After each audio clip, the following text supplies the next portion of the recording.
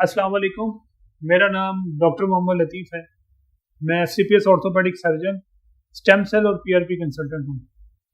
देखिए, मेरे पास बहुत सारे मरीज ऐसे आते हैं जो स्पोर्ट्समैन, जिनका जो कैरियर है वो स्पोर्ट्स है। वो चाहते हैं कि वो अपनी स्पोर्ट्स की एक्टिविटी को दोबारा कंटिन्यू कर सकें, लेकिन अनफॉर्चुनेटली हमारी ग़िज़ाएँ या हमारी चीज़ें ऐसी नहीं हैं कि उनके लिगामेंट्स और उनके मसल्स जो हैं वो स्ट्रॉन्ग रहें। अनफॉर्चुनेटली बहुत सारी इंजरीज़ की वजह से मेरे पास पेशेंट रिपोर्ट करते हैं, जैसे कि शोल्डर इंजरी की वजह से। तो कहते हैं कि हम क्रिकेटर हैं और बॉलिंग करवाई, मेरे शोल्डर में पेन हो गया और अब शोल्डर जो है दर्द बहुत करता है, मुझसे बॉलिंग नहीं होती। इसी तरह जो है नी के पेशेंट हैं, भागने की वजह से उनकी नी में दर्द शुरू हो जाता है और क्या होता है, क्लिकिंग साउंड या आवाज़ें आती हैं। इसी तरह तीसरे जो मरीज जो कॉमनली रिपोर्ट होते हैं वो कहलाते हैं नी इंजरी के पेशेंट, कि फुटबॉल खेलते वक्त या दौड़ते वक्त क्या हुआ, उनका घुटना जो है मुड़ गया, जिसकी वजह से उनके घुटने के अंदर के जो टिश्यूज हैं वो फट गए।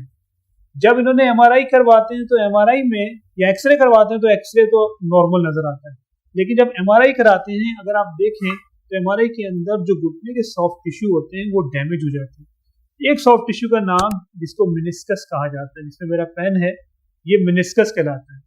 दूसरा जो सॉफ्ट टिश्यू है उसको ACL कहते हैं, एंटीरियर क्रूशिएट लिगामेंट, ये ACL। तो आमतौर पे अगर ये मेनिस्कल टियर हो जाए, मेनिस्कल डैमेज हो जाए, या ये जो ACL है ये ACL का टियर हो जाए, किसी भी दवाई से ठीक नहीं हो, क्योंकि इन स्ट्रक्चर्स के अंदर जो होता है, इन स्ट्रक्चर के अंदर ब्लड सप्लाई नहीं होती। जब इन स्ट्रक्चर में ब्लड सप्लाई नहीं होगी तो ऑब्वियसली कोई भी दवाई यहाँ तक पहुँच नहीं पाएगी। ठीक है, अब इसको ट्रीटमेंट हम कैसे करते हैं, क्या तरीक़ेकार है कि इसको हम हील कर सकें। अब जो है साइंस ने नेचुरल ट्रीटमेंट, नेचुरल तरीका निकाला है, इसको हम स्टेम सेल थेरेपी या PRP थेरेपी कहते हैं। इस थेरेपी के जरिए जितने लिगामेंट्स हैं, जितने मेनिस्कल टीयर्स हैं, अल्हम्दुलिल्लाह गुज़िश्ता 6-8 साल से मैं ट्रीट कर रहा हूँ। अल्हम्दुलिल्लाह मोर देन 90% पेशेंट जो हैं वो इस ट्रीटमेंट से सेटिस्फाई हैं। इस ट्रीटमेंट में हम बेसिकली करते क्या हैं, हम पेशेंट का ब्लड लेते हैं, ब्लड लेके इंजेक्शन बनाते हैं और इंजेक्शन को उसी के लिगामेंट के अंदर या उसकी जो मेनिस्कस है उसमें हम इंजेक्ट कर देते हैं, जिसकी वजह से स्लोली जो होता है उसका लिगामेंट या मेनिस्कस जो होता है वो हील हो जाता है।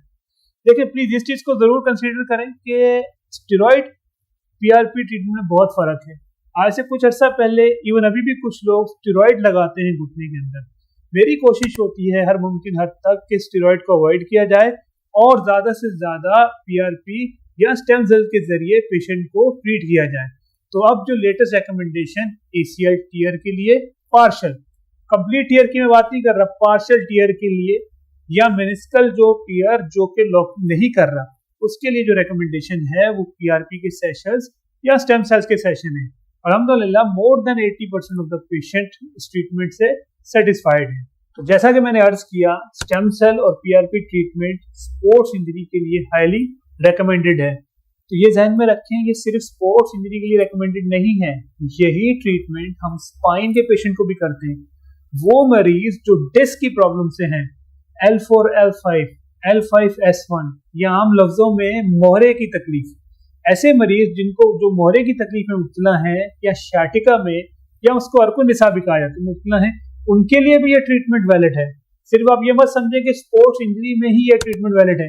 मैं कहूँगा शोल्डर जॉइंट में पेन है, फ्रोजन शोल्डर है, डिस्क का प्रॉब्लम है, हत्ता कि कोई भी जोड़, किसी किस्म का भी जोड़ हो, तो हर एक जोड़ के लिए स्टेम सेल और PRP treatment is a current recommendation. तो इस मेरे ख्याल में आप लोगों को नेट पे सर्च करना चाहिए इन ट्रीटमेंट के बारे में और अपने मुस्तनिद डॉक्टर के साथ रुजू करनी चाहिए।